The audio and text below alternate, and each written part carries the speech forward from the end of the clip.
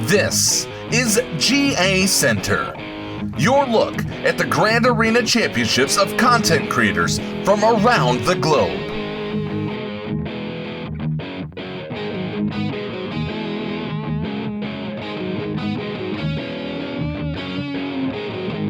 Here are your hosts, Flair from Gaming Embers and the Nev from the Escape Podcast.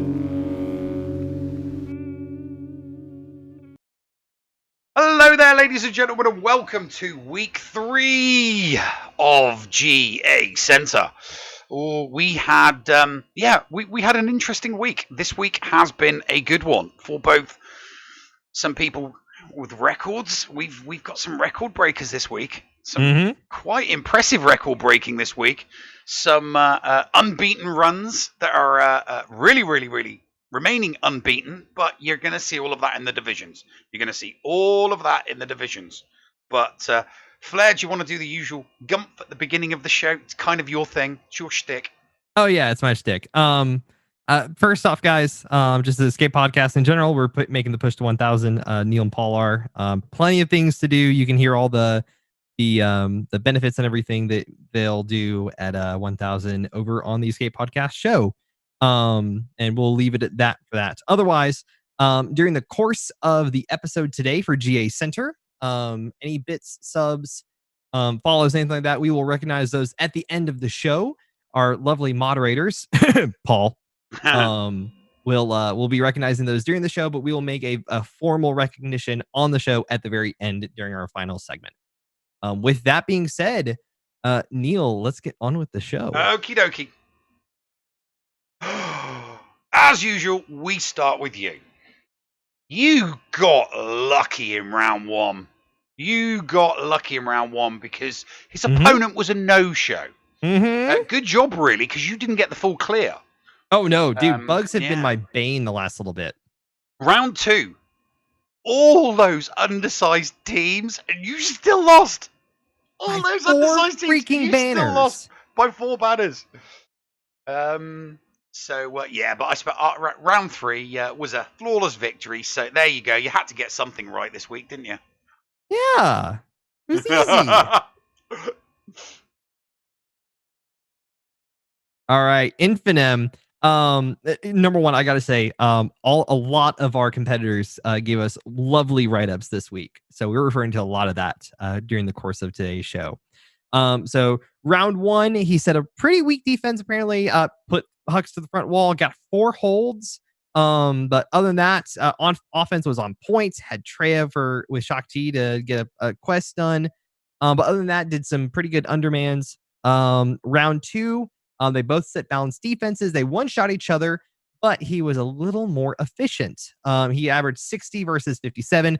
Round 3, his opponent went hard on defense with a Relic GG and Geos up front.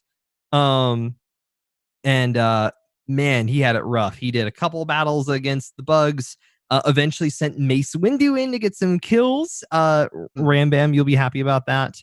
And wiped the rest and got some okay banners. But yeah, 2 battles lost in the season, but he still got the full clear and pretty good from 3-0. Bulldog started off the week great with a flawless victory and a no-show. It's always nice to get that flawless victory and then your opponent just not bothering. He did take a loss in round 2 against a Geo team, but he came back strong. And full cleared his opponent. His opponent could not buy a win. He literally only got 2 victories. His opponent in round 2 only got 2 victories against him. And then round 3 was much like round 2. Full clear with only 1 loss and an impressive defense. His opponent just had no response to his defense. So triple whammy for Bulldog. Nice. Commander Cody went 3-0. He had the triple crown this week. Pretty good. Round 1, full clear, 1 shot. Underdogs all over the place. It was a battle of efficiency though, and he was much more efficient. Round 2, again, full clear, 1 shot, no issues. Got 2 holds on his defense with his Padme and his crew team. And then round 3, full clear, 1 shot again, and his Padme completely shut down his opponent's defense. shutting out a complete full clear.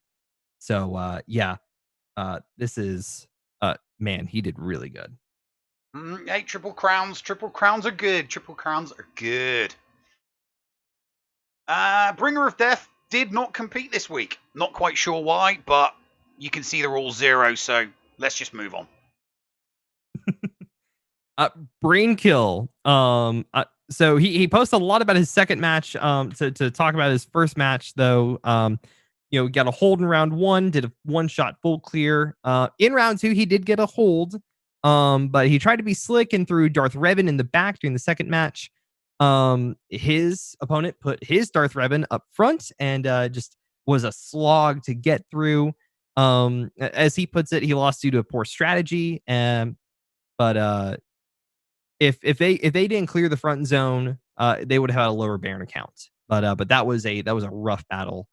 He did lose a battle with Bounty Hunters and Nests, but it was during that round as well, so it wasn't too much a loss for him. Other than that, round 3 didn't have much issues. He got 4 holds on his defense, so good job, Brain Kill. Man, it just sucks to have to deal with a Darth Revan and stuff like that without too much of an answer. Oh, and there is Division 5-6. Bulldog and Infernum, the only 2 competitors with unbroken, unbeaten runs at the moment. Man, look, but I'm liking. But look at Bulldog's stats. That is a nice set of stats there. That is a really nice set of stats. But I mean, Bringer, he needs to. I don't know what he needs to do something. He's bringing up the rear. I mean, you're not that far out of it. I mean, 7-2. We're only 3 weeks in. If I didn't lose that one battle by a single, like less than 5 banners, man, I would have been. I would have felt better about myself. You'd have been 8-1, yeah. Yeah. You still would have been in the exact same position you're in now because of the banner difference between Brain Kill and Commander Cody, but you would have been 8-1 as opposed to 7-2. So yeah, yes, that little change would have made me feel better inside. I'm sure it would. Okay, let's move on. Let's move on to the next div. The Lone Gunman. Great start to the week. Absolute cracking start. Full clear, and his bounty hunters, his opponent just could not get past his bounty hunters. So round 1, great win, full clear. Round 2, a little bit better. Got a flawless victory with 2 solos, one from Darth Revan and one from Malak, which is always nice. And round 3 was an easy win as he picked up the full clear, but not before a lively argument on his stream with viewers over which team he should use to beat First Order with. Unfortunately, it wasn't a triple crown, but 3-0 triple whammy for the Lone Gunman. Stone had a little bit of a rough week this week. He went 2-1, so not completely awful. Round 1, full clear, had no losses at all. Round 2, they both set tough defenses than they could really afford to use for full clears. But he was a little more efficient in his battles, so he got the victory there. Round 3, man, he just got completely obliterated in his round. His opponent one-shot his whole board, and he wasn't able to do the same. So, as he put it, his ego was obliterated. Renard the Fox, our friend from Deutschland. Yeah, you're looking at that correctly. That is a 3-0. Renard picked up a triple crown this week. Opened up the week with a flawless victory as against his opponent. Went from strength to strength in round 2 with a cheeky solo. A very cheeky solo. Vader against a Shaq T Jedi team. But hey, it worked. He didn't lose. Still got the flawless victory, and he rounded off the week with his 3rd flawless victory to pick up the triple crown. But very, very, very efficient from Renard the Fox. Nice. Orlamar, he went 3-0 as well. He had really efficient one-shots in his first round. Padme held the front wall, and Negotiator took 3 battles to get through. Had a really efficient score there. Round 2, Padme and Darth Revan held the front walls, and he was able to one-shot all the defenses. Got another solid win out of that. Round 3, he again one-shot all their defenses, and his opponent did one-shot, but he could not clear the fleet though. He got one shot of the character squads, but could not get past the fleet. His opponent needed a score of 68 to win, apparently. And yep, couldn't do it. Couldn't clear the fleet. So Orlamar coming out with a 3-0 and a triple crown. Moyo. Oh, yes. Moyo got a 3-0. Didn't get the triple crown. Unfortunately, it was only a triple whammy this week. Battle of the Banners. Round 1. Beat out his opponent with a better full clear than, obviously, his competitor. This continued into round 2. Beat his opponent with another full clear and a better banner score. So we're just talking, not weak defenses, obviously, because there were some holds there, but it was more offense, and see who could score the most battles. So it really, really was Battle of the Banners. Round 3, though, was the stuff nightmares are made of. Rebens and GG in defense. He had trouble clearing the DR team, but was rescued by a Phoenix squad. The lesson here, don't go full sandbag. Moyo picked up a triple whammy. All right. Our Canadian's favorite son, he had a bad week this week, according to himself. Went 1-2. Round 1 was a battle of efficiency. He misplayed a nest battle, wasn't a full clear, but he lost by 2 banners, 2 unfortunate banners. Round 2, he lost by 10 banners. Ran into a Darth Revan and J.K. Airwall on the bottom. He took 3 teams to try and take out Darth Revan, and RNG just was not with him during this round. And his sisters, his Dames of Dathomir that he holds up to this high pinnacle of value, could not clear a Jedi Knight Revan team, and still got the full clear, though, but it was very sloppy. And lost it. He won by a bunch of banners, though, on round 3. Got plenty of underdogs when his opponent set a really weak defense. So Canadian's favorite son, you have some redemption there. It sounded like he needed that final round there for a 1-2. Oh, he needed the pick-me-up. Yeah, he needed that. Okay, we're on to Vendetta. Vendetta has a very, very good record. Very good record. Wasn't a triple crown, was only a triple whammy, but 3-0 is still 3-0.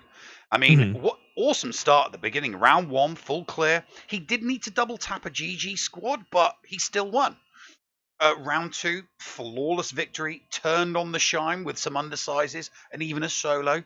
It's nice when you can totally dominate your opponent and score an average of 61 banners. And then flawless victory in round 3. His opponent just didn't even full clear him. That's where the holds come from. So Vendetta, another excellent week from him. Yeti is unfortunately dealing with his first loss of the season. His championship round, he had to deal with a Galactic Legends Kylo. The first 2 rounds, and if you watch Yeti, he's very meticulous. He's a man who relies on his modding advantage and values and stuff like that. But he had to go against a GL Kylo. And he has not been able to get a consistent counter where he is currently to go against Kylo. So instead of that, he decided to load up on the front wall for defense.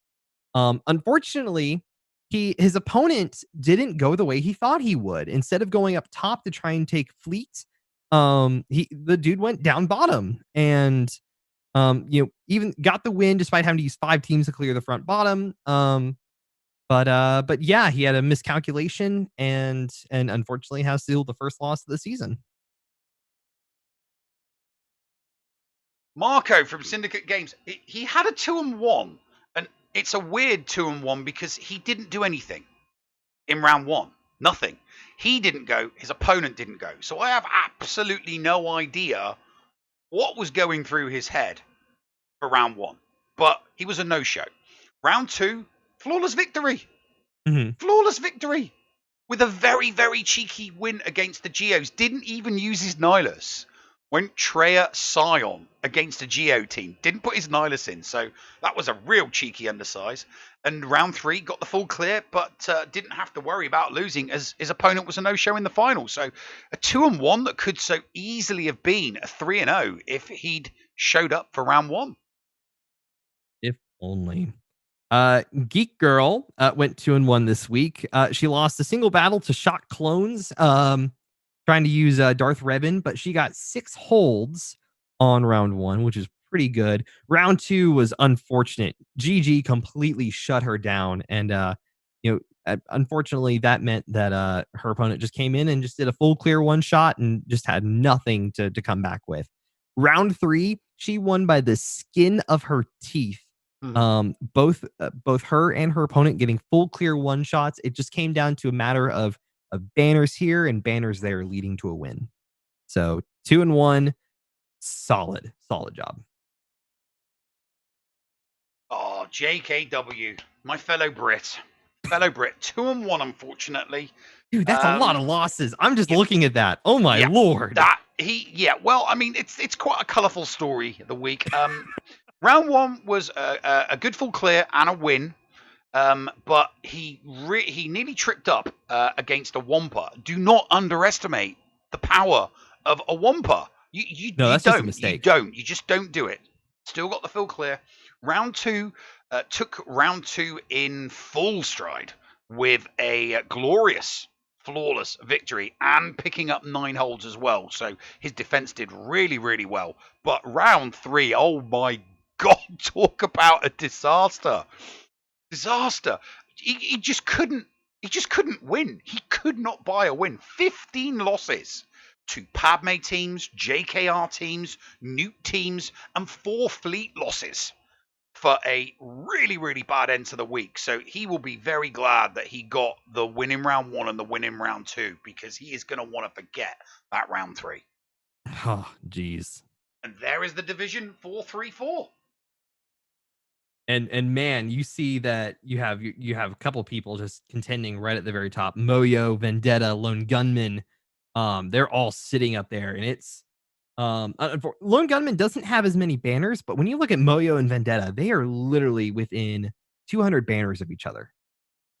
Yeah. So if it stays, if these unbroken win streaks continue, it's all going to be about the banners. So I mean, while those guys are trying to keep those 3-0s going week after week after week after week, they are definitely going to have to be very mindful for the banners that they pick up, because if they want to finish top of the division and they're equal on the wins, it's going to cost them at the end of the season. But we've got some people in the middle. I mean, we've got 1, 2, 3, we've got 4, 8, and 1s. So all it takes is a good no lose streak from any of those 4, and for Moyo, Vendetta, or the Lone Gunman to just drop a few. They just got to drop a few, and then it's for everybody to play. I mean, Jake's there at 7-2. We got Geek Girl at 6-3.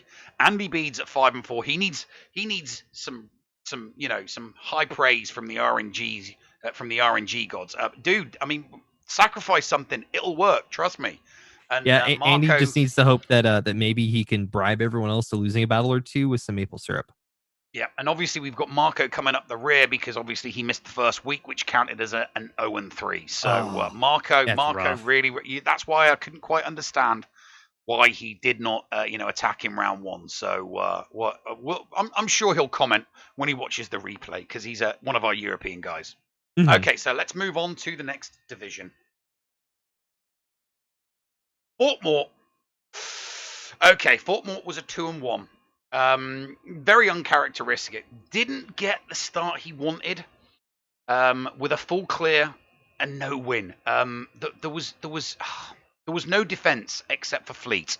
So it's one of those weird ones where someone's tried being like unusually strategic in just placing a fleet defense, not putting anything down, which basically gives your opponent full banners because you haven't put them, but it does allow you to then have an entire roster to full clear your opponent. So yeah, it was just the way that it happened. I mean, R2, everything came good after that. Took R2 in full stride with a glorious flawless victory, and picked up 9 defensive holds.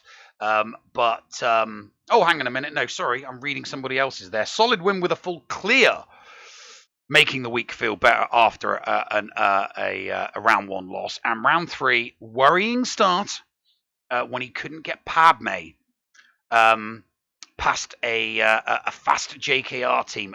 Played it cool though, still got the win, didn't hurt his opponent, not showing though. So 2-1 for Fortmore. Can we just comment that it's been really surprising to see how many no-shows that we've just had this season alone? Yeah, we have It's had a been hell of a lot of no-shows. really a lot weird. of no-shows. Sometimes Boma, it benefits you, and sometimes it doesn't. oh yeah, it sometimes benefits. But anyways, Boma had 3-0 with 3 full clears. Wasn't a triple crown, it was a triple whammy. Man, you look at this, all 3 of his battles were uphill battles. Everyone had, a couple 100K more GP than him. He set a really good defense though in round 1 with GG or Darth Revan, so he didn't even need the full clear.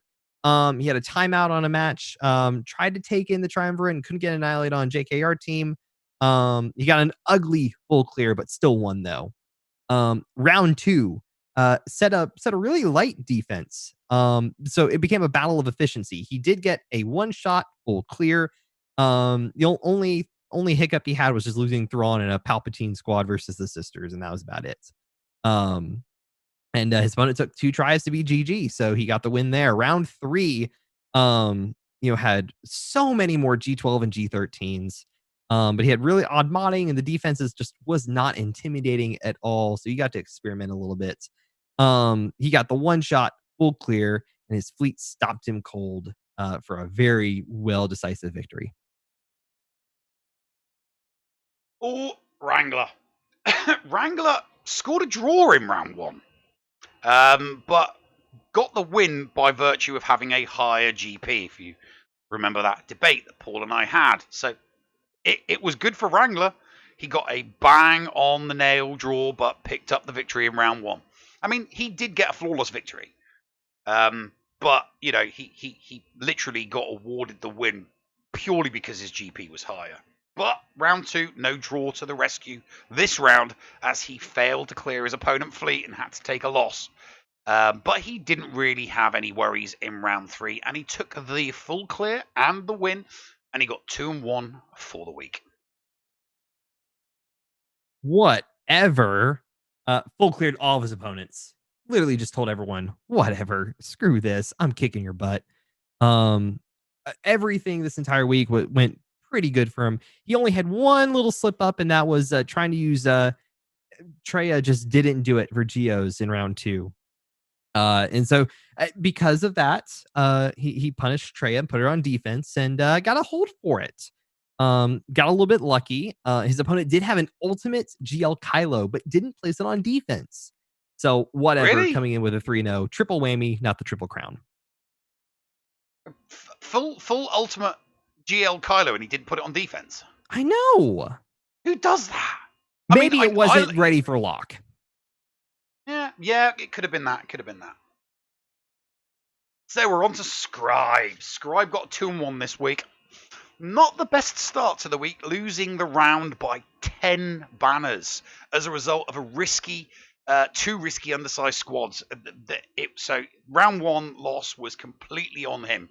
He tried the risky undersized, they didn't pay off. He ended up losing, but he dusted himself off in round 2, knuckled down for the win, and took a lot less chances for victory in round 2. And round 3 picked up the win and the full clear, while bagging a few feats, including a Lando Rolo duo against Resistance for the Lando Rolo duo feat. Jeez. Man, Neil, you had a rough week this week, didn't you? You had a rough round 3. Let's put it that way. My week was perfect, apart from the last battle of the last round. I mean, let's just put it this way. Round 1, your dude threw the entire kitchen sink, and just could not beat you at all. Round 2, your boss did hold for 2 battles, did not go down. But man, for someone who's trying to tout, trying to get ahead of everybody, you just fell a little short. You tried to be cheeky, and I was not being cheeky. I got screwed by RNG. Come on. On what world does a MILF fleet, even if you're only using 2 reinforcements, not ground and pound a 2 Chimera Geos with bugs and a and Houndstooth under a Thrawn? I mean, come on. They weren't Gear 12s. We're talking Gear 10s and Gear 11s here. They should have been pounded into the ground. But RNG saved this person. And it screwed came down me to the over. ships for round 3, and because of that, you took the loss, which puts you below the rest of your contenders. Yeah, it's one. We're 3 weeks. There's 24 weeks, right? I'm confident in my ability to, I'll sacrifice a small child to the RNG gods so it doesn't happen Wow. this week. Okay. I'm going 3-0 this week. Okie dokie. On to Rand B. Rand B needed this. He really, really needed this 3-0. Not a triple crown, but a triple whammy. Oh my god, did he? Biggest key to Ramby's week, his Empire team with the new Vader Zeta. Smashed his opponent in all 3 rounds. He really, really, really needed a good week. After poor showings in weeks 1 and 2, this triple whammy is really what he needed.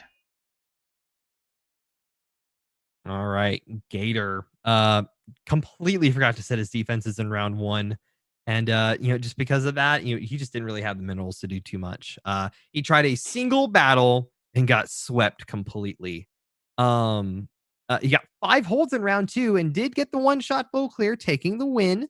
And then round 3, he dropped a single Padme battle, but got 6 holds. His gas taking 5 and GG taking another hold. He commented that he thinks his gas was undefeatable currently where he stands, and unfortunately it's not the case. But man, no, shame for that round 1. Mr. Gigabachi. I mean, Mr. Gigabachi had he had like a dream week. It's like one of those weeks that you just dream of. Round 1, nice and easy start. A win, no show from your opponent. Roll that into round 2. So again, a win with a nice full clear and no show from your opponent. I mean, it does not get any sweeter than that. You're 2-0 and no shows from your opponent. But in round 3, he did finally get a challenge. Has his opponent not only showed up to fight, but brought his guildmates with him to chat. Clearly didn't leave the time needed to put up a good fight, though, and got mashed by Jig's Negotiator right at the death. So 3-0 for Mr. Gigabachi. Nice triple whammy there, buddy. This week's got a 3-0 this week, got full clears in all of his round. He only dropped a single battle, and that was in round 3. Padme versus Darth Revan. And the highlight of his week has to have been the fact that his opponent had to take 2 battles against a 5-star Malevolence fleet when they had a 7-star Malevolence. Try and figure that one out, Neil. Someone who clearly does not know the fleet composition for a Malevolence fleet. Because no, not at all. That's just, yeah. I mean, I've beaten 7 stars with 5 stars, so how you can't beat a 5-star? Yeah, that just doesn't make any sense to me whatsoever. That, or you just every now and then you get these battles where the RNG gods just either bless you or they bless your opponent. I had Gear 12 and Relic Geos beaten by a 70k Palpatine team once. And I still to this day do not understand how it lost it. But if Palpatine gets stuns, sometimes you can just lose. Bad RNG will screw you over. And on this occasion, it screwed over his opponent and not Biswees. So there's Division 2. I'm not happy with Division 2. I don't like the way it looks. You really only say that because you're not in the you're not fighting with the big boys now. No, I'm not. But I will be back, which is why this week needs to be 3-0 for me, because I'm 7-2. I mean, look at my banner score. I mean, if I was 8-1, if we were going by banner scores, you would be second place right now. If I was 8-1 right now, I'd be in second place. Snapping at Biswee's heels because I've been clawing back those banners since that first week. But man, that one loss just set you back. But yeah, no, hey, Fortmore was the I think Fortmore was the only person still on for the Unbroken run, so no more people in Division 2. with an unbroken run, unfortunately. Fortmort was the last person in Div 2 to fall, but Bomber, Jigabachi, whatever, all getting, and Biswees, all getting 3-0s definitely helps. So lots of 8 and 1s. Scribe, obviously, coming up the rear, but he had that 0 and 3 from the first week, so he's still got a lot of catching up to do. Right, that is it for Division 2, Flair. Yeah. It's looking pretty good. It's looking pretty good. We are going to take a short break, but we will be back to cover all the big boys in Division 1. Oh, yes, we are. SWGOH.GG is your one-stop site for the raw data behind the game Star Wars Galaxy of Heroes. From complete gear lists to intuitive stats behind all of your favorite holotable heroes. SWGOH.GG has it all. With a .GG account, you can get a complete view of your own roster, see how you match up against other players, and even check out the history of your own Grand Arena Championship matches. You can also see what your opponent used on you to give you a better understanding of counters and team compositions to improve your gameplay. Did you know that they also have some great Patreon features as well? Ad-free browsing of their site, guild information, and manual information requests are included in their 3 levels of Patreon support. Check out the site for more details. That's SWGOH.GG. Unleash your holotable potential today. Did you know that if you signed up to become a Patreon, you could get tons of rewards? Force Ghost Scotty could do a roster review for you. Neil Andrew Air could share Grand Arena tactics. Or Paul could even help you get maximum stars in Geonosis Territory Battle. And you even get access into the after show. Sound good? Sign up to be a Patreon today. For as little as $2 a month, you could unlock a ton of potential content and also get closer to the hosts. Head to patreon.com/theescapepod to sign up. Have you been interested in getting items 3D printed but haven't wanted to buy one of those expensive printers? Are you looking for a literally one-of-a-kind tech gift gadget? Evil Genius 3D Printing and Gadgets is your one-stop shop for both of those items. Nerd-owned and Escape Pod approved, put Lenny the Evil Genius to work for you. If you can dream it, he could possibly make it. Contact Lenny at evilgenius3dprinting@gmail.com for more information. That's evilgenius3dprinting@gmail.com. Get something unique in your hands. Hello there, ladies and gentlemen. Welcome back to our second segment, and it's time to talk about the big boys. Oh, yeah. It's time to move on to Div 1. Let's see how things shake in Division 1 and the Elite Division. So, I'm going to start us off with Spartan. Nice start with a full clear and a win in round 1, but got very, very lucky against his opponent in round 2, scoring only 3 wins. Only 3 wins. So we are talking some, it was strange. It was a strange matchup to look at, but, it didn't, his opponent didn't show, so the RNG Gods were smiling for Spartan, because to only win 3 battles and still get the win, you know that the RNG Gods are smiling. That's insane. But round 3, his RNG didn't hold out for his last round and lost a low-scoring final, unfortunately. And that is reflected, as you can see, in the banners. But still got the 2 and 1. Wiggins Bog went 3-0 this week. And man, like round 1, he dropped a gas solo against a Poe-led resistance team, but he was much more efficient. His opponent got the full clear, but even though he lost a battle, he just became much more efficient after that loss. So it was awesome to just kind of see him pull up his bootstraps and go from there. Round 2, dropped the battle to Django and Revan, but his opponent didn't have the steam to get the full clear, or he just forgot. We don't know. I mean, it was Independence Weekend. Treason Day for you. Sorry. Round 3, he dropped a Padme battle, but he got plenty of solos on his offense and got a hold with Hux. So it did just enough to make up the difference. Urzatron. Do not let that 0-3 fool you. Because it was nowhere near 0-3. Lost only one battle in round 1, but it was enough for his opponent to pick up a win by 11 banners. Jeez. Round 2 was no fairer for Urza, and he again lost to an opponent who won more banners. One loss in round 2, making that difference. And after a horrible week, Urz just didn't show for round 3, and I think he just,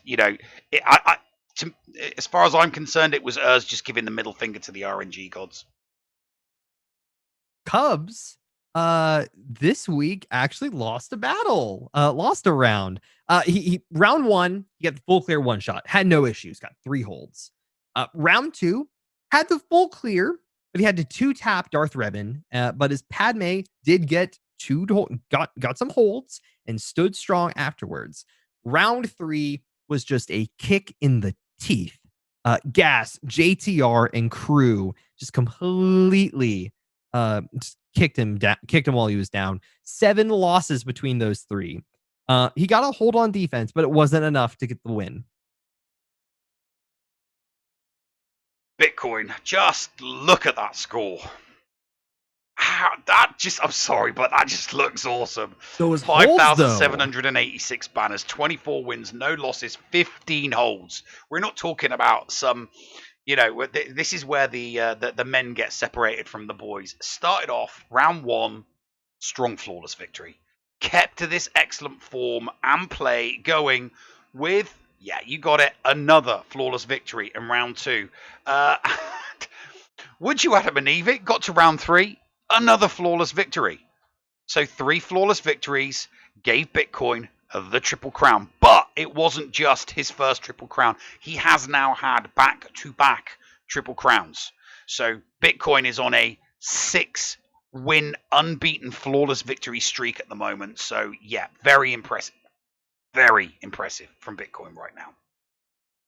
Black Mamba got round 1, no issues, full clear, one shot. Dude didn't even show up to play. Round 2, full clear, one shot. His Ray got 2 holds and scored him the win there. Round 3, man, dropped a JKL battle. He dropped a battle against Luke, dropped a battle against Jedi Training Ray, dropped a Malevolence battle, but his Slacker held up for 2 battles, and his Newt took 3 to topple down.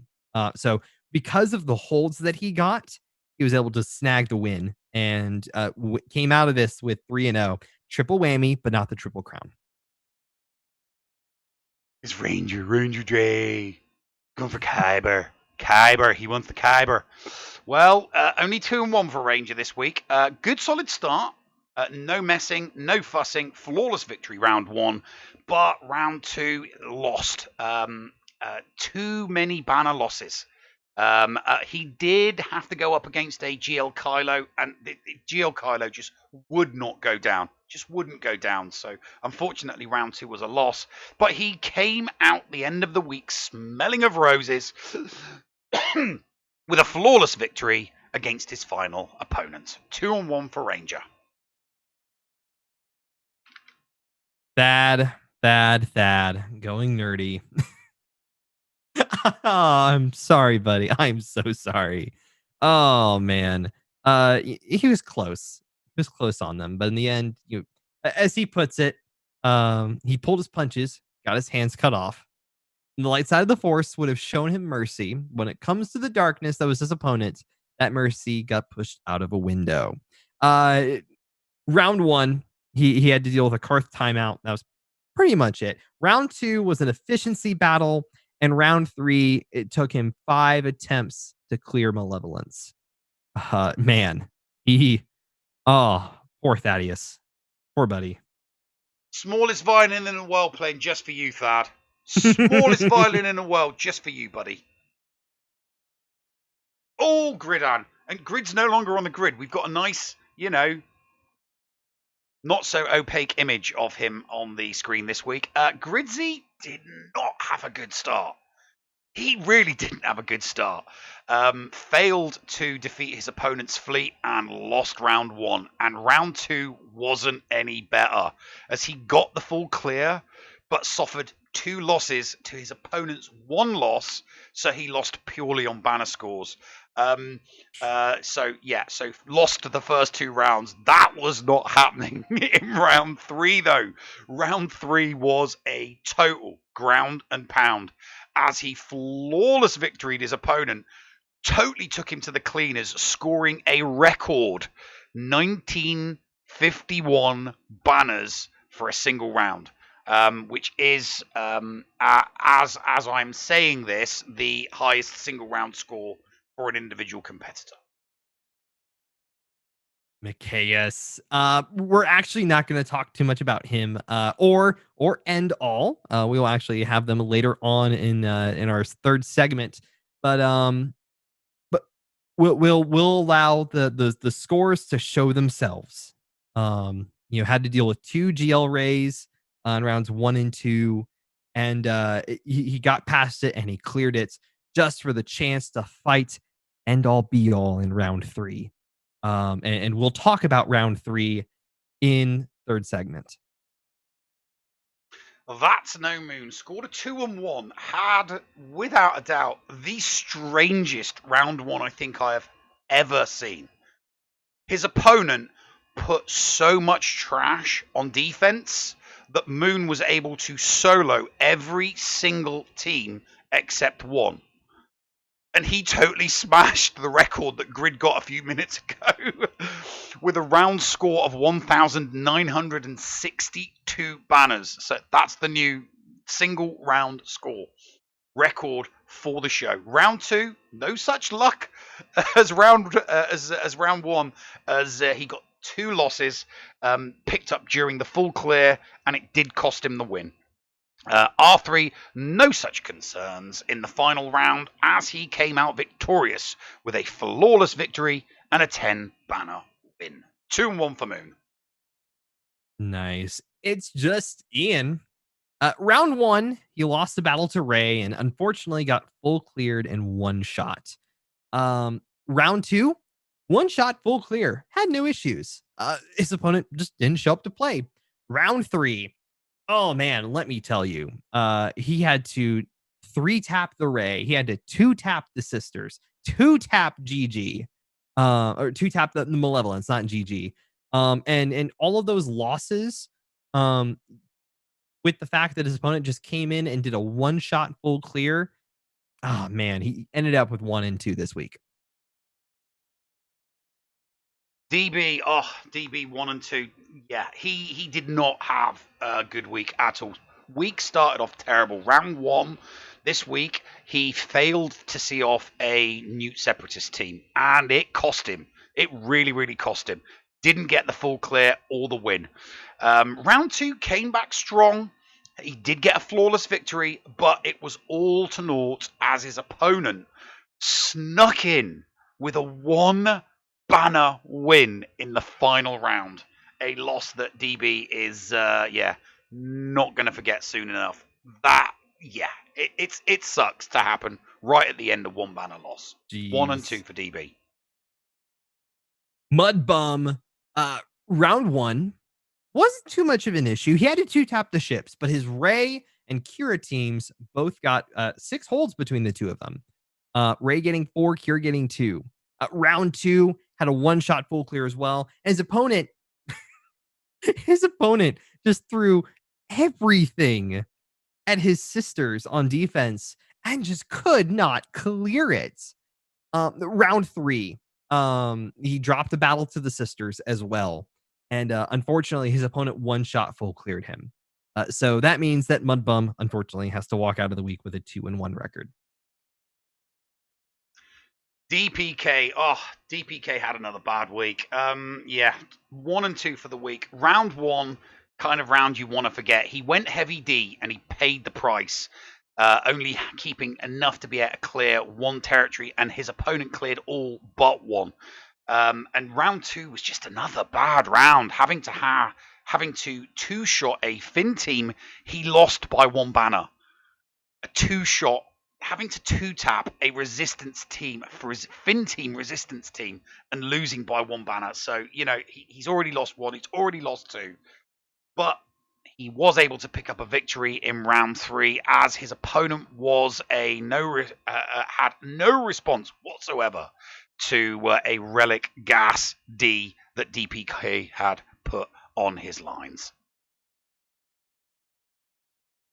End all be all. Like I mentioned with Mikaeus, we will talk about his round 3 in the 3rd segment. But round 1, his GL Ray and GG completely shut down his opponent's attack. He dropped 3 battles, but still took the win. Round 2 took 4 battles to kill the sisters, but he got so many holds on his defense. And round 3 we will talk about here in just a couple minutes. And there we are for Division 1 bottom. Going nerdy. Yeah, you're not looking hot there, Thad. I mean, Urza's down there, but as I described through the last 3 rounds that he had, pure, just bad RNG rounds 1, round 2. So I have no doubt that Urza will finish much, much, much higher up the table, and fingers crossed he does not quit in 50 days now. Something like that. But man, I'm telling you, we have to. Thad, I'm working on my crayon trophy for the most battle losses in the show. Yeah, that is. I mean, my God, 95 already. That's just bonkers. That's absolutely. We're just in bonkers. week 3, mind you. Yeah, week 3, and you're nearly in triple digits for battle losses. So Mikaeus picked up that 3-0 by Mikaeus that he picked up. Yeah, he's definitely going to need that. So let's have a look at the top of Division 1. Bitcoin and Wiggensbog, the only 2 remaining Standard Division 1 competitors with unbeaten wins. And we know that Bitcoin is on a Triple Crown run right now. He's had 6 flawless victories back-to-back. So it'd be interesting to see how long that goes on for. Look how many battle losses he's had. 1. 3 weeks, 1 loss. That is such an impressive record. 31 defensive holds. I mean, it doesn't get any better than that. Anything you'd like to add, Flair, before we move on to the elite? We are dealing with some amazing players, and then some people have just gotten some shorthands. But man, hopefully again as we go across this 24-week period, it will even out itself, and we'll see just really who's the best amongst these bunch. So let's start off with Paul, shall we? Suffered a loss in round 1 and did not get the full clear because of Padme, one of Paul's many bogey teams. Round 2, he did bounce back with a glorious flawless victory. He did pretty good in round 2. He picked up a glorious flawless victory in round 2, but he came out second best in the final round to another Padme team. If it's not GG, it's Padme making Paul's life hell. 1 and 2 for Paul. He's really got to learn how to deal with that Padme. Fruit Ninja Mike, dude, let me tell you, this guy is killing it. 3-0, and he's aiming for the top of it. He went in this week knowing that 2 of his 3 people had Luke and 2 Galactic Legends each. The middle opponent only had Rey and Luke, but everyone else had both Legends. Nobody cleared him, full cleared him. Nobody set both of the Galactic Legends if they had them. And his Vader is continuing to get 60s versus GL Ray. Slacker is a menace on defense. He's getting there. He's really close, but so yeah, he is he's finding a lot of GLs with mediocre mods, and this is all from Fruit Ninja Mike himself. Just what he's been saying, and just from seeing his streams, it's like, good lord, man, he is trucking on, and hopefully the train doesn't stop. Yeah, he is killing it right now. Absolutely killing it. Scorch the Hoss, the SWGOH community's resident WWE type personality, who is always there to entertain in his streams, had a not particularly good week. No, didn't. Had a hard fought first round, with both competitors suffering heavy losses. But the Hossman did come out on top. Round 2, though, suffered a horrible defeat as a result of a fleet double tap. You know, if you don't one-shot them fleets, you're going to have a bad day. So the double tap on the fleet cost him round 2. And round 3 was a loss down to lost banners. Couldn't be helped, though. Bad RNG for the Scorchmeister this week, unfortunately. Lazy Turtle. As he notes, he cannot beat a GL Ray unless he has his slacker on offense. And it's embarrassing, according to him. But two of his wins, both of his wins, yeah, they didn't attack at all. So it's a low quality week for him. And to specifically note, he lost a ton to Array in round 2, but he had a no-show there. But he round 3 wasn't bad. He had a good solid win there. But man, yeah, Ray is just his kryptonite. Ando, 1 and 2 again.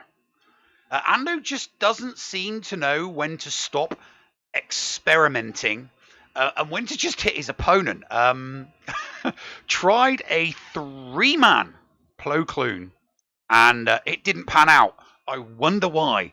R2, solid win, having learned the lessons of not experimenting. But unfortunately, round 3 was just down to unlucky match prep. We've all made assumptions. We've all made those, he's going to put this in defense, and Ando did that. He got the full clear, but he did not get the win. So 1 and 2 for Ando for the week. Again, Ando, stop experimenting. Solo Base went 3-0, and this week he focused on setting really heavy defenses, and it shows. He got 11 holds, got 6 defense, and a 1-shot full clear. Round 2, again, another 1-shot full clear. He stole a ton of banners while still snagging another hold. In round 3, full clear. If he did not get the single offensive loss, he would have had the triple crown. But he got 4 defense as well. So the heavy defense strategy is really paying off for him. Rambam, 1 and 2, didn't have a good week. He did not like this week. Wasn't a good start. He got screwed by RNG. You've got to get your sacrifices in, people. You've got to get your sacrifices in. Round 2, everything going according to plan, and then you get to your opponent's fleet, and yeah, Rambam didn't one-shot it. If you don't get the one-shot on the fleet, you're going to have a bad day. And he failed to get the win in round 3, which was pretty much of a lock-in as his opponent was an auto defense. So, yeah, bad RNG, Rambam. No, not getting his one-shots. Only 1 and 2 this week. All right, Jake Johnson from Texas. Round 1 didn't have too many issues. He only lost a single battle against Bugs. Trey just did not have the minerals to it, but he took in Palp and Vader and cleaned it up pretty well. He got 2 holds on defense with GG and Bosk. Round 2, let me tell you though, round 2 was a complete shutout. If you looked at his score, you would have thought he didn't act at all, but no, he tried to do 2 battles against Slacker, 2 battles against the Bugs. Tried a battle against Crew, GG, another battle against the Bugs. He had 3 battles against the Bugs, and just all of them just did not work. Even though he got 2 holds, his opponent still was able to clear him. Round 3, dropped a battle against a GG, but came back in with a gas and cleaned it up. Still got the full clear after that.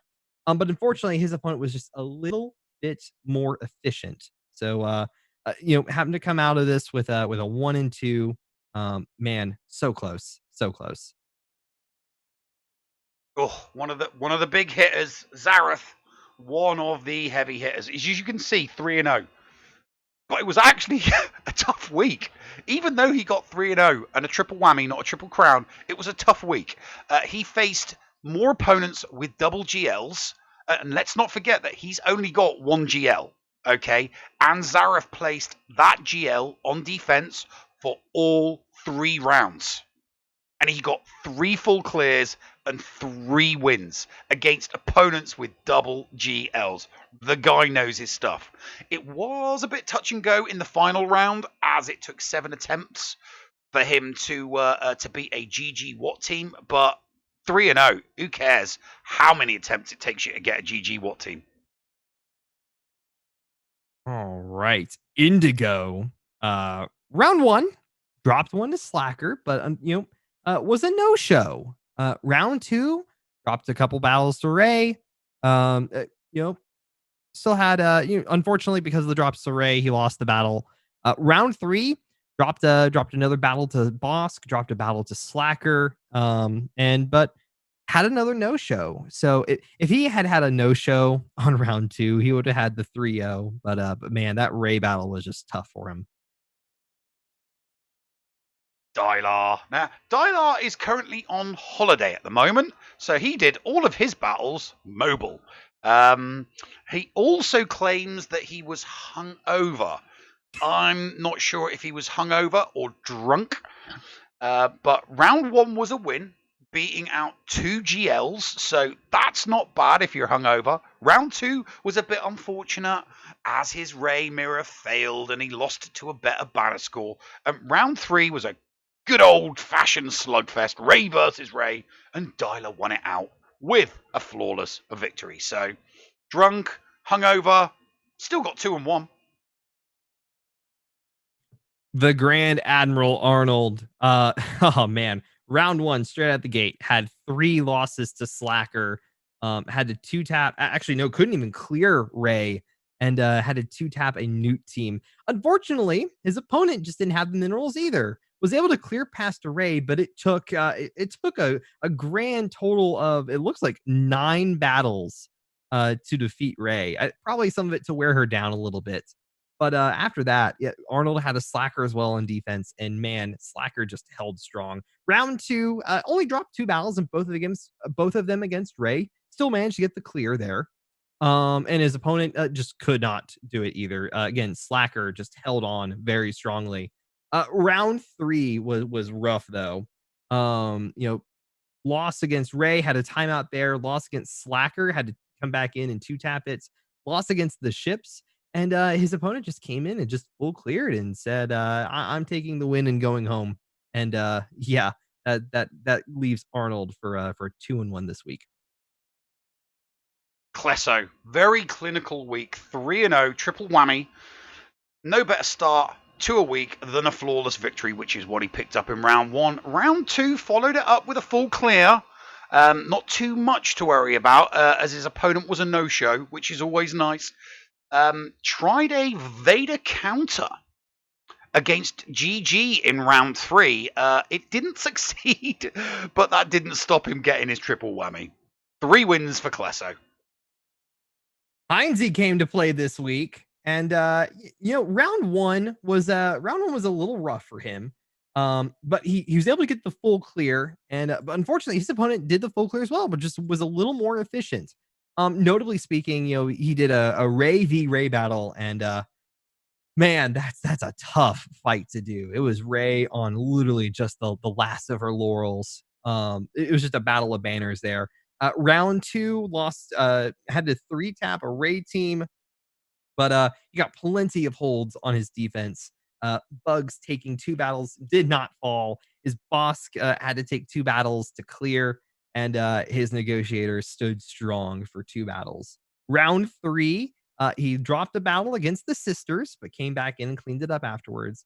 And his opponent, unfortunately, dropped a battle against his GG and dropped a battle against his negotiator. So he's coming out of this with a 2-1. Excellent recovery from last week's lack of attendance. And finally, Mandy. Forgot about GAC in round 1. Gave his opponent a bye. So, yeah, round 2. Nearly got a flawless victory, but lost to a negotiator fleet. Had to double tap said fleet, unfortunately. And a real slugfest. In round 3, neither competitor getting the full clear. But Mandy came out triumphant and salvaged a 2-1 for the week. So let's have a look at the bottom of the Elite Division. Yeah, okay. So just, he jinxed himself by saying that this was where he was going to be. Yep. But you're not alone, Paul. You're joined by Ando and Rambam, so you're not alone. Okay, you're not alone. Although we having will these have to admit, 1-2s. Rambam is doing better. Yes, Rambam is doing better, definitely on banners. So yeah, let's have a look at the top. Fruit Ninja Mike, the only unbeaten run in the Elite Division. This guy's on a roll, and it's going to be devastating when he loses his first battle, loses his first round. He is killing it, and because if you look between him and Zareth, it's a matter of banners. Yeah, it is. So you just the wins, you got to keep it. I mean, not just Zareth, Klesso as well. Look at Klesso. Klesso's banner score is also very, very close as well. Literally, these top three are all just duking it out with each other. I mean, Solo Base can definitely come back with the win, but if he's tying on wins and losses, he's going to need to increase that banner score, because if he ties at the end of the season currently, his banners aren't going to carry him, unfortunately. Anyway, it's that time of the show where we finish talking about the data and the stats, and we roll on over to an interview. And this week is an absolute doozy. Why don't you tell everybody about it, Flair? So this is a highlight for everyone. End All Be All and Micaeus both managed to match up against each other. They're in the same bracket, and they duked it out to get to round 3 and do the battles together. We have the absolute pleasure of having both of them on in our third segment to talk about their weeks, and more specifically to talk about this epic matchup of content creator portions. So guys, after this ad, you'll get to see that lovely interview that we have had with them. See you on the other side, guys. Are you a member of Team Paul or Team Neil? Maybe you prefer story time with the llama, or dabble in the buttery side of the force with Biscuit Weasel. Or maybe you like the escape pod talents from Down Under like Heinzie and Scotty. No matter who you support, you can get one of my designs from the Escape Podcast merch store. Just go to escapepodcastaways.com, click on the merch link, and it will take you to the TeePublic site where you can support me, Mrs. Anthony, also known as Critty K. Also be sure to check out the Mrs. Anthony Shirts channel on the Escape Podcast's Discord server weekly to vote for my latest shirts in the Design Derby on Woot. Links for both of these are down below. Thank you for supporting the Escape Podcast. Does your guild want to tap into their full potential in Star Wars Galaxy of Heroes? Yeah! For as low as $1 a month per guild member, your guild can unleash the power of the game in ways you never thought possible. Ooh. Track your arena movements, guild progression, and much, much more. Contact Shitty Bill and get one of his shitty bots on your server today. Just look for him on our Discord server and tag or message him for more information. The link for our server is below in the description. Shitty bots, don't let the name fool you. SWGOH.GG is your one-stop site for the raw data behind the game Star Wars Galaxy of Heroes. From complete gear lists to intuitive stats behind all of your favorite holotable heroes. SWGOH.GG has it all. With a .GG account, you can get a complete view of your own roster, see how you match up against other players, and even check out the history of your own Grand Arena Championship matches. You can also see what your opponent used on you to give you a better understanding of counters and team compositions to improve your gameplay. Did you know that they also have some great Patreon features as well? Ad-free browsing of their site, guild information, and manual information requests are included in their 3 levels of Patreon support. Check out the site for more details. That's SWGOH.GG. Unleash your holotable potential today. And welcome back into our third segment where, oh my god, I'm so excited. We have the 2 competitors that had probably the most watched battle this week, and that is End All Be All and Micaeus. And they have been gracious enough to sit down and have a talk with us about their epic confrontation that Well, I mean, I enjoyed watching it. Anyway, I'm going to hand over to Flair, who's going to introduce you better than me because I'm getting a little bit too excited. All right. So, number one, guys, I think it's been. I think when everyone within the GACenter group, learned that you two were going against each other, I think we had everyone was just like, "Oh, this is it. This is the big ticket event for the week." So I guess kind of before we begin, oh man,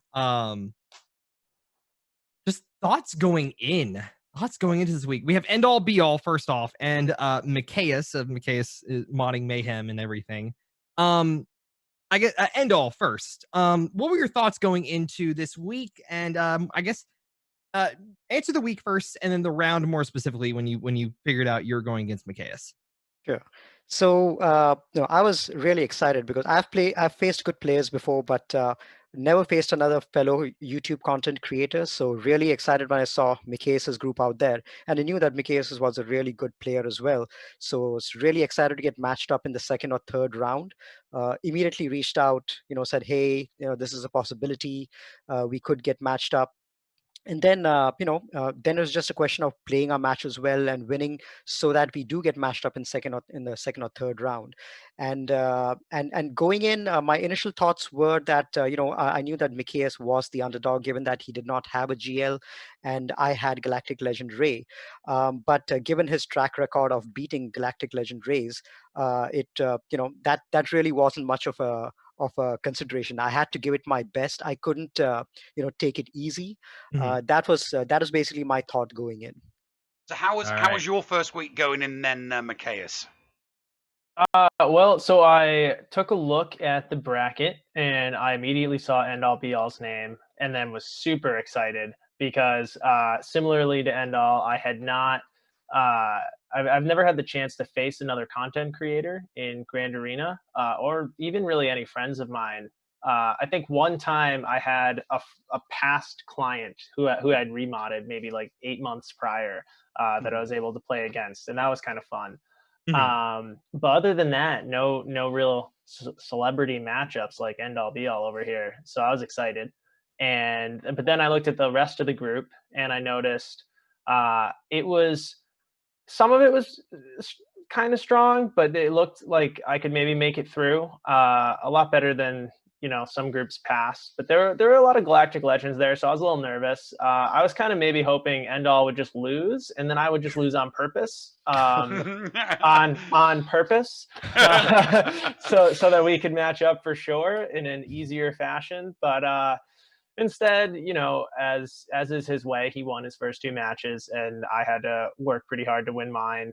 Got lucky and made it to the finals, and then just was fretting about it all weekend when I wasn't celebrating. See, the hype that we built up, especially in our little private content creators, in the competitor server, the hype and the buzz around you two facing each other at the end of the week it was brilliant. The memes were flowing. It was, everybody was really looking forward to it. I must admit, when we found out that it just wasn't going to be convenient for a live stream, I was like, right, fine, don't care. Still got to know how this battle goes, because at that point it was like just wanted to know. So heading in to that round, what was the first thing that you were thinking about doing? You're looking at each other's defenses and you're thinking, right, what am I going to go for? That first territory. So to you first, Endel. Yeah. So my thought was the only way that I could win was if I prevented a clear, because Micaeus is a really efficient offensive player, keeps tons for offense and plays really efficiently on offense as well. I tend to make a lot of mistakes on offense, and that's pretty apparent if you've seen my past videos as well. I tend to experiment sometimes. I tend to make mistakes which lose me battles. So I tend to rely more heavily on my defense, and I try to get my opponent to slip up on a battle or two or to prevent the clear altogether. That's how I win usually. And that's how I won my second round against the 340k lifetime banner opponent as well. He could just clear one round of mine, while I tripped up quite a lot on 4 or 5 of his matches.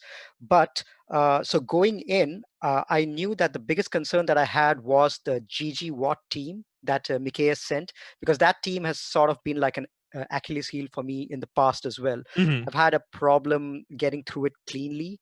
I have done it, but the kind of things that I usually get through cleanly with it, I kept on defense against Mikhail. My gas, my EP, and Basti as well. All those are what I really need in order to make that a clean one shot counter. But I honestly didn't think that Mikhail would keep Watt on defense. I thought he might keep it on offense to take with Vader against my Ray as a backup in case the gas thing doesn't work. So that was definitely in front of my mind as I looked at his first zone. Was that something that was going through your mind, Michaelis, when you approached this battle? You knew that Endor was expecting you to keep Watt for offense, and obviously he was surprised to see Watt with GG in that defense. Was that a deliberate thing? Because you have a more offensive style, but clearly you went for something along defensive lines there, and it did catch Endor off guard. So it was my defense is never particularly strong, the way Endall said, but I do try and set things that can at least steal some banners, hopefully. Like I try and set things that can't be soloed or 3v5'd very easily.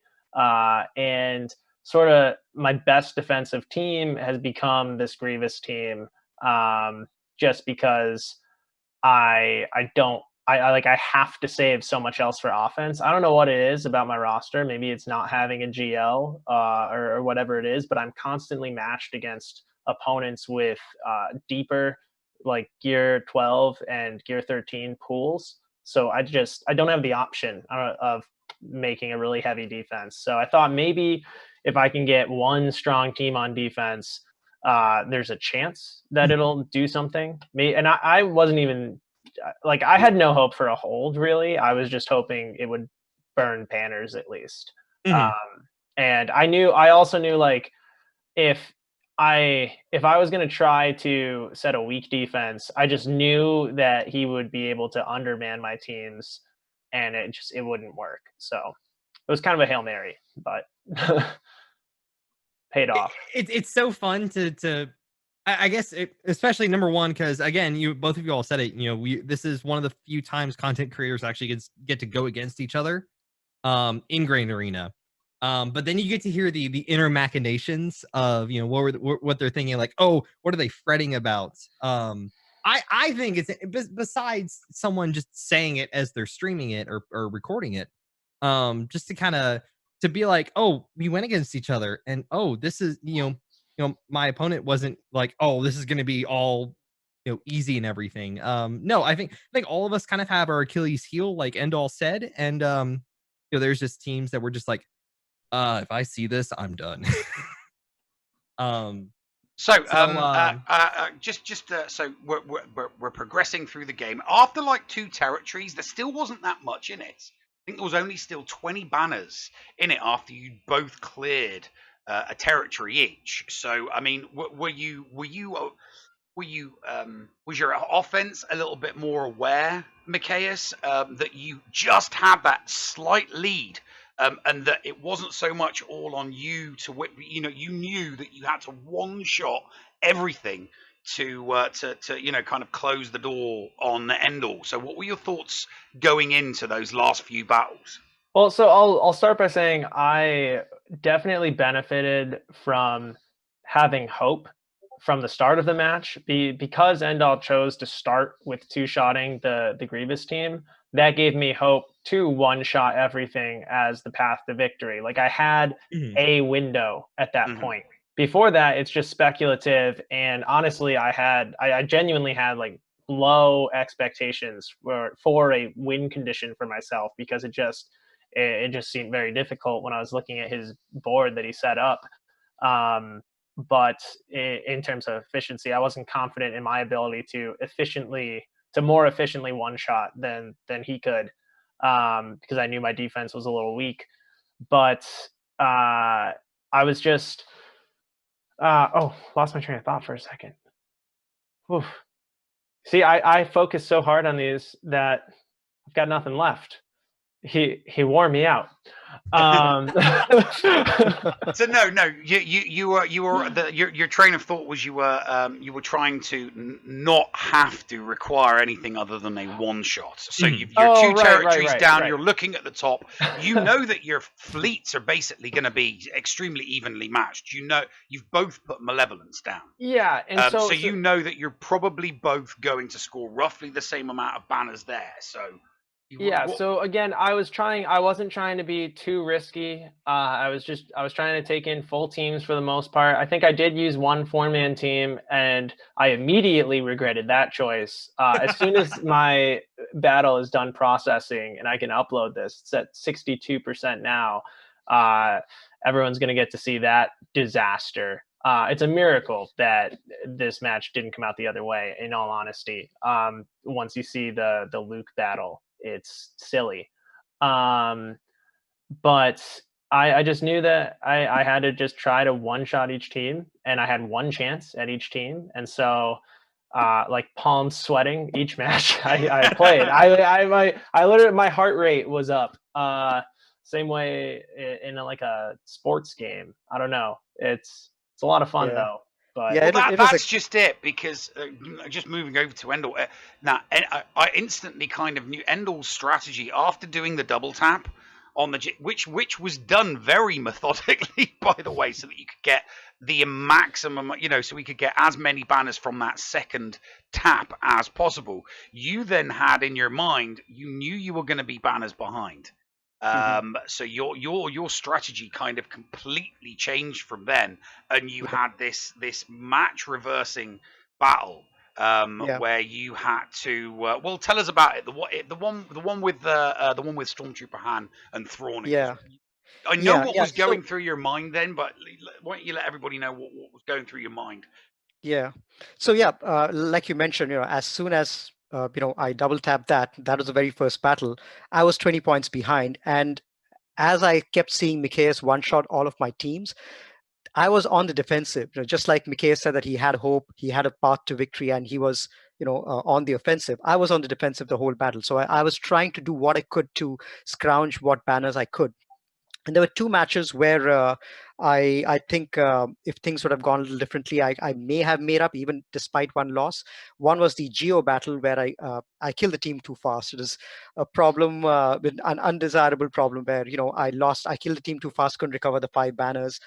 That, and the second one, the match that you mentioned, which is the Tria against the Bounty Hunter squad, where I had Stormtrooper Han, who had gotten there as an extra tank and for his ability to recover protection, and Thrawn for his ability to recover protection, because that battle could have been stretched and I could have recovered at least 59-60 banners in that match.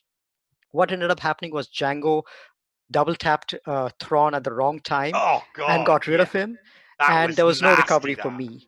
Yeah, there was absolutely no recovery for me, because that ended up happening, and I couldn't even pass the turn meter back to, say, Stormtrooper Han to taunt, and Stormtrooper Han also had healing immunity at the time, which Thrawn again couldn't cleanse. So the fact that I lost Thrawn meant that I ended up losing Stormtrooper Han as well, and that just meant that my ability to recover banners on that team was. I mean, the win was still there. It was just that it was a very specific team to get maximum. I mean, how is your Django, Micaeus? How is your Django modded? Because it just sliced through his Thrawn. He's modded well. No, but he's fast. He's actually more towards speed, a little more towards speed than offense, but he's got an offense primary cross and a crit damage primary triangle, I think. It might be a potency primary cross. I'm not sure, to be honest, but I don't know. It's a fast team, like 120 to 130 speed on both Django and Bosk, and Dengar has something like 85% crit chance or 80% crit chance. So when he throws his bombs, he's going to reduce your whole team's turn meter. and Boba's jacked up with his potency. I think pretty sure he landed all 5 ability blocks, which was useful in that battle. Slowed down the Stormtrooper Han taunt a little bit longer, and so I don't know. It's it was a good. I mean, it was a good match. It was just it was so. You know, it was so decisive. So decisive. The way because. Endor had his game plan for that team, and you could see he was and then bang, bang, Thrawn was gone, and it was like, just you've lost the banners. You've gone in there to get 59, 60 banners. You instantly know that's 2 gone. Sorry, that's 3. 3 banners gone. You've lost the person on the position. You've lost the health, and you've lost the protection. So, tough one that. So from 59 to 51. So 8 banners right over there, 5 banners on the Geo match. That's when I knew that my chances of recovery were nil unless Micaeus loses a battle. So it was out of my control, and then more on Micaeus' side too. More on the hope that your defenses would work. Yeah, exactly. Yeah. Well, I can't wait for everyone to see the Luke battle. I'm telling you, it's incredible. Yeah. I mean, at the conclusion of the 3rd territory, I mean, it was 1,669 to Endor, 1,687 to Micaeus, so it was still mathematically possible for Endor to win, but you both had identical fleets. So it would have taken a I don't know, maybe a small child or a live chicken in order to get in order to carry the favor of the RNG Gods. So but it was a great battle. I can't wait to see your end, Micaeus, but everybody needs to go and see Endor's, because you see some of the conversation between Micaeus and Endor going on throughout the entire match. It's about 56, 57 minutes on Endor's channel. I'm sure Micaeus is going to have his up soon, so you guys definitely want to go and check out these battles. All right. So honestly, like, again, this is just a super huge opportunity to have 2 people within our network play against each other. But let's move on to next week. Just kind of really quickly, is there anything that you guys are working on particularly for this final week of this season for GAC? Endall, if you want to go first. Sure. So I just got my Luke to R7 a couple of days ago. So I'm Jedi Knight Luke? Jedi Knight Luke, yeah, that's right. So that's a big thing that I'm working on. I've been testing counters against ultimate SLKRs in the arena, and so far it's been pretty successful. And just replacing old Ben, adding gas in. That same team works really well against ultimate rays as well. So that's going to be my goal for next week. Just making sure that I have my Luke modded the way I want to counter the GLs, so that I can put my ultimate ray on defense and relax, knowing that I've got something to take out my opponent's teams. All right, and Micaeus, are you slicing a lot of mods? Are you optimizing all your mods or something? What you working on? Well, so I'm really just trying to get my Jedi Luke up to snuff. You'll see he's in very sad states in the battle, which just finished processing, so it'll be uploaded. Nice. I actually think I may have just clicked the upload. Could be up right this second. But it's just like my only project right now. I drained all my resources to get him, having missed both Galactic Legends, and all my resistance and First Order are from Gear Nothing to Gear 12. So I'm not even started on the path to any Galactic Legend. So just kind of putting it all on Luke. And it was the right decision, because Luke was the reason you won the match. That was a very critical battle. So yeah. I honestly, I can't wait until you see that battle. I'm so excited. Okay, so everyone who's thinking about watching these, if you want clean, precise, educational commentary that is worth watching to become an improved player, watch Endall stream. If you want to see someone suffering and panicking and just distraught throughout every moment and taking way too long to think, I recommend fast forwarding through.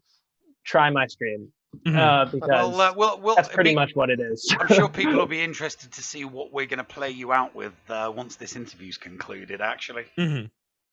All right, so I think you all have kind of segued into it yourselves, but end all. We've been asking you first, Macias. We'll give this to you first. Macias, what are you doing over on your channel and your spaces? And where can people find you? Well, I've got a YouTube channel. You can pretty much just search SWGOH Macias, and it'll come up. Mikayas. And I offer remodding services over at my I have a Discord server, Macias is Modding Mayhem. The link to that is in the description of all my videos on YouTube. And that's pretty much it. I've been a little slow on the content creation. Life's just been a little busy, but I'm still doing the remodding thing and putting out some GAC videos when I get the time and the opportunity. So, all right, and end all, what you doing, buddy? So I have a channel on YouTube where I've been streaming for the GAC for the last 2 years, ever since it was Grand Arena, and I'm a specialist in Grand Arena. I don't upload. I stopped uploading other videos. So for the last year or so, I just upload my Grand Arena matches. So if you're interested in Grand Arena theory crafting, if you want to see different kinds of teams being tested out, because I like to do that kind of stuff. I like to test different teams. I like to take risks. I like to go with themes, and I like to set really tough defense. And I like to struggle on my own offense and get to the depths of my roster in order to clear my opponent. That's the kind of gameplay that I like in Grand Arena. So if you like that kind of stuff, and you want to hear me chat about my thoughts on the characters and strategies, feel free to come over to my channel. Just type out End All Be All in YouTube, and you'll get my channel. All right. Guys, it has been a serious pleasure to have both of you all on here. To have an opportunity like this in general, I think everyone is excited to see this happen, and I think we're hoping that this happens more often as everyone in the group improves and the RNG gods work in their favor.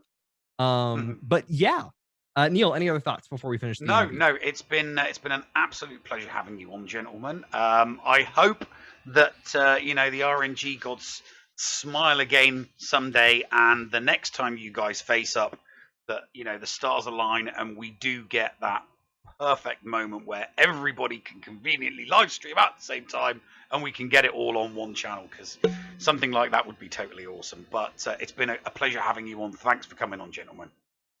Absolutely. Thanks for having us on. All right. Guys, we will see you all on the other end of this video from our competitors here, and we'll get to our thoughts and acknowledgments for the episode. So let's get into it.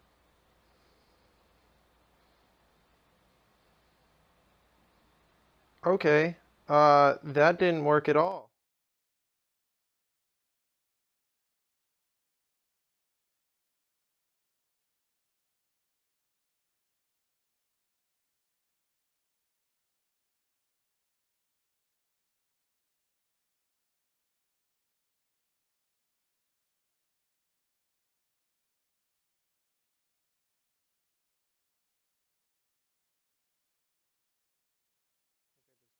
I think I just go for it. Wow, that was the most insane battle ever. Let's just use this and see how far they go. So there goes Revan.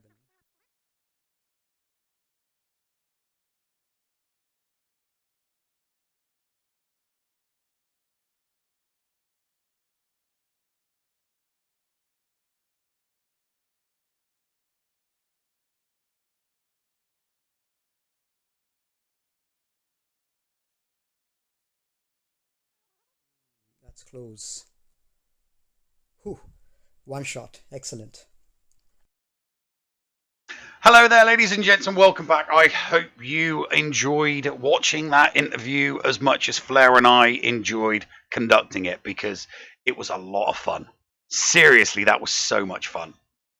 It was a highlight, to say the least.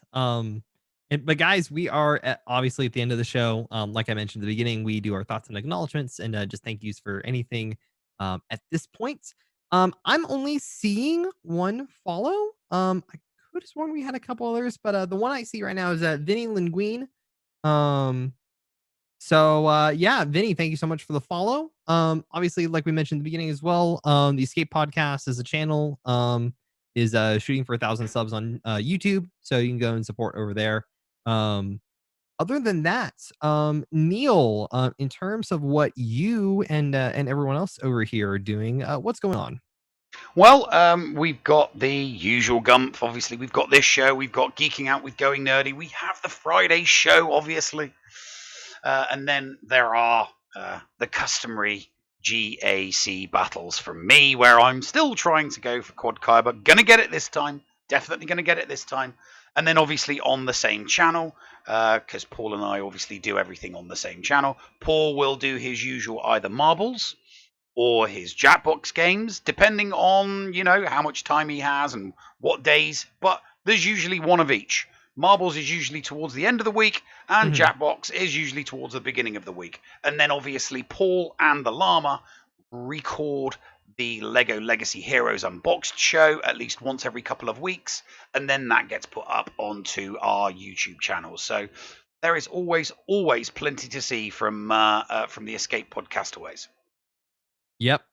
Over on my side, I'll be doing my GACs as well. I'm doing it tomorrow night, Saturday morning, Sunday night, and kind of mixed in between here and there. We're gonna do some Legend of Zelda Breath of the Wild. I'm really excited because Halo 3 is coming to the PC release of the Master Chief Collection on Tuesday next week.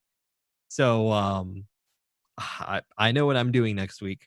But no, I'm really excited. And again, guys, seriously, we just want to thank you all for being out here and just watching. If you're watching us on Twitch, or if you're watching us when this show goes live on YouTube 24 hours later, we thank you all for all the stuff that you guys do, and all the support that you all have shown us, and for how much people have latched on to the idea of this show. I think that's been the biggest thing, to have a project like this that people are coming together to enjoy. Well, it's that time where you get to say that thing you like asking me to do. I love saying this, and I love having this reaction every time because it's a good feeling to have. Again, guys, thank you so much. Paul and Neil will see you all at some point here on the channel the rest of this week. But until then, thank you all so much for watching. Neil, hit the button. You got it, mate. Ta-ta for now, folks.